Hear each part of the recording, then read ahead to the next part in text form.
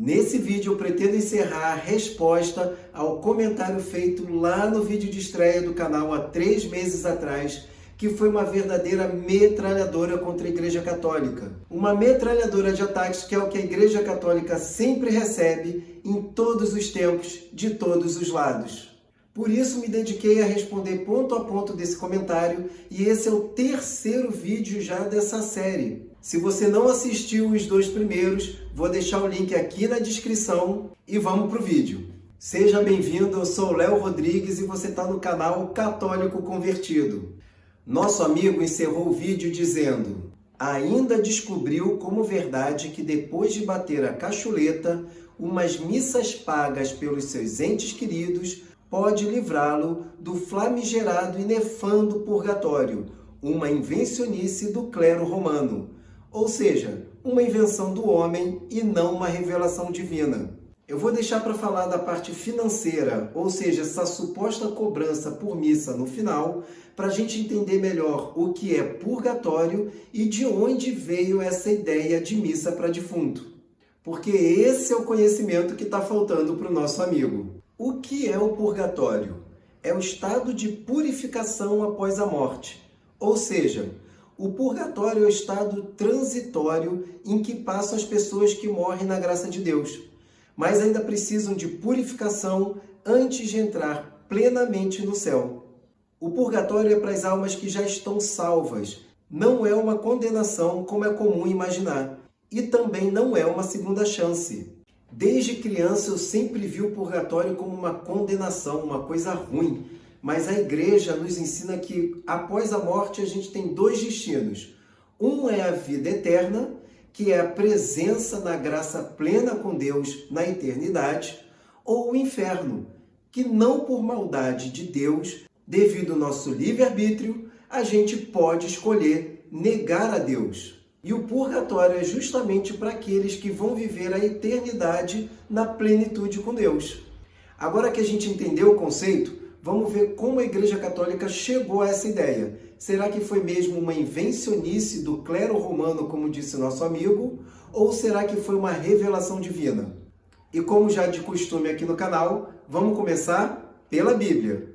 No Evangelho de Mateus, capítulo 5, versículos 25 e 26, diz assim: concilia-te sem demora com o teu adversário, enquanto estás com ele a caminho, para que não aconteça que o adversário te entregue ao juiz, o juiz ao oficial, e sejas lançado na prisão.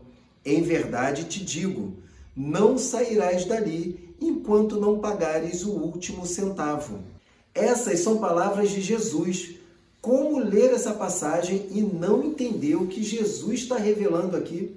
Jesus faz um paralelo justamente com a justiça que existe na terra, mostrando que tem um acusador, tem um oficial de justiça, tem um juiz e tem uma prisão onde você tem que ficar temporariamente para pagar suas penas.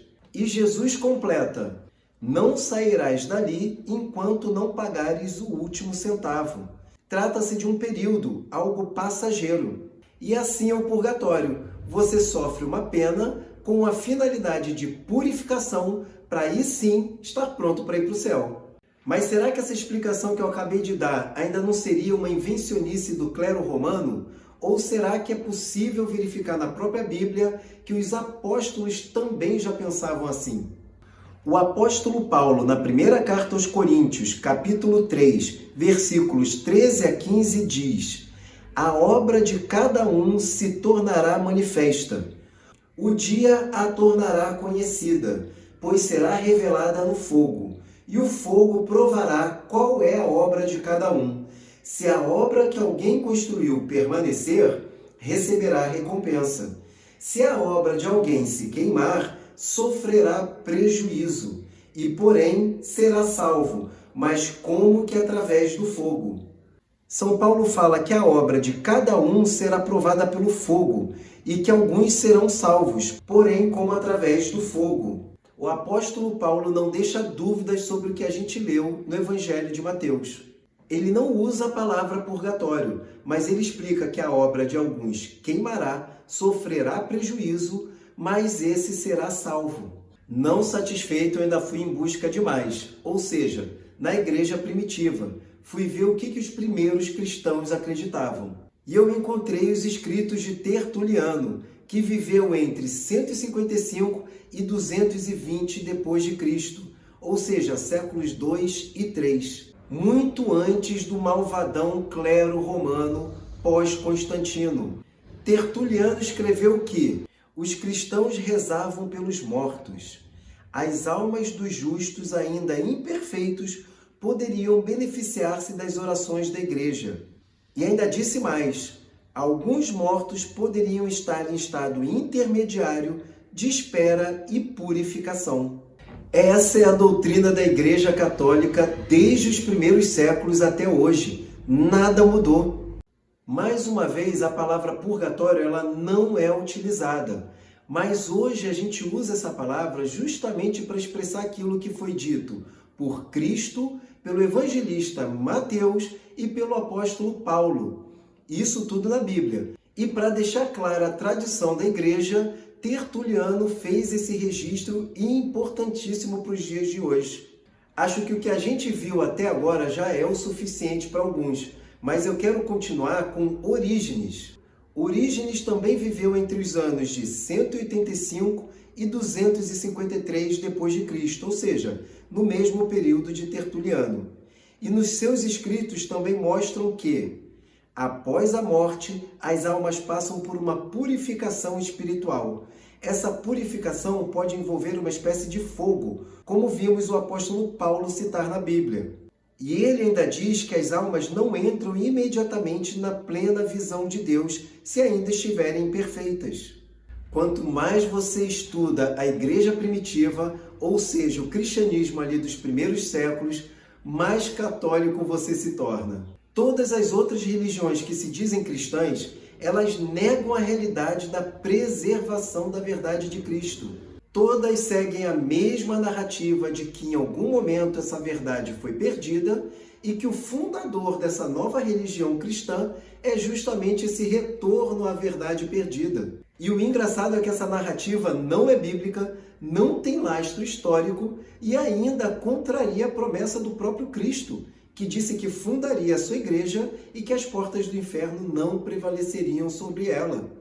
Será que as portas do inferno prevaleceram sobre a Igreja de Cristo por 15 séculos, até Lutero resolver nascer? Agora sim, vamos voltar para o comentário do nosso amigo.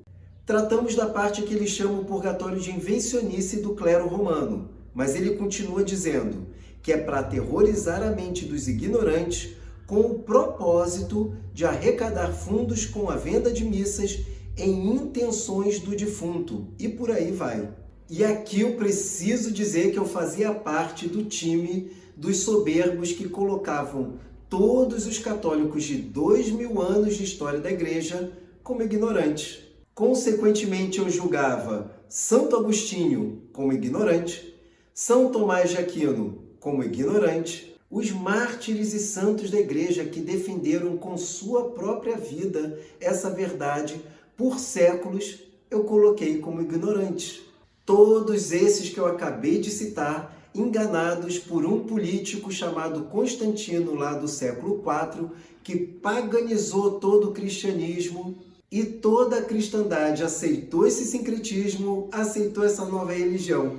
Mas o sábio, na verdade, sou eu que não aceitei. Eu que nasci entre os séculos 20 e 21, fui criado e formado em meio a essa realidade moderna, profundamente afastada de Deus. Com pouco tempo que tenho para buscar alguma informação, eu sim sou capaz de enxergar a verdade através do meu intelecto e da minha razão, através da minha interpretação própria da Bíblia, do mundo e do próprio Deus. Pois é, era isso que o Léo fazia, foi isso que o nosso amigo fez, e essa religião malvadona, a Igreja Católica, foi criada por Constantino por qual motivo, segundo o nosso amigo? Arrecadação de fundos. Toda essa mentira foi inventada para arrecadar mais fundos. Meu Deus! Agora vamos entrar nesse pensamento que foi o meu por muito tempo. Primeiro vamos direto à acusação das missas em intenção aos defuntos. Essa me lembra muito a acusação de Lutero, lá no seu tempo, contra as indulgências da Igreja Católica, como que se a sua genial revolta fosse acabar com a corrupção dentro da igreja. Corrupção essa que é bom lembrar que começou no cristianismo com Judas, escolhido por Cristo. Será que com a morte de Judas cessaria a corrupção dentro da igreja de Cristo? Ou Judas nos mostra que mesmo entre os escolhidos haveriam aqueles que se entregariam a Satanás e trairiam Cristo por todos os tempos? É óbvio que devemos entender como a segunda opção.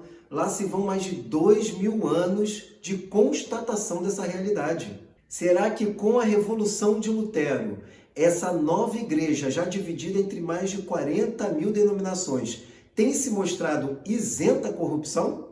As igrejas evangélicas não têm Judas dentro delas hoje? Não há aqueles que buscam ludibriar os verdadeiros ignorantes? Ou isso só aconteceu e acontece na Igreja Católica? O protestantismo sim é uma invencionice humana. Estude a igreja primitiva que você vai se tornar cada vez mais católico, assim como eu. Bem, esse vídeo já está muito maior do que eu imaginava. Não deu para encerrar o assunto nesse vídeo. E se vocês quiserem, eu prometo que a gente encerra esse comentário num próximo vídeo. Se você caiu no canal através desse vídeo, aproveita e já se inscreve, ativa o sininho, deixa o seu like e deixa aí nos comentários se você quer ver a continuidade dessa resposta no próximo vídeo. Que Nossa Senhora interceda por nós e nos conduza à vida eterna, que é Jesus Cristo. Em nome do Pai, do Filho, do Espírito Santo. Amém.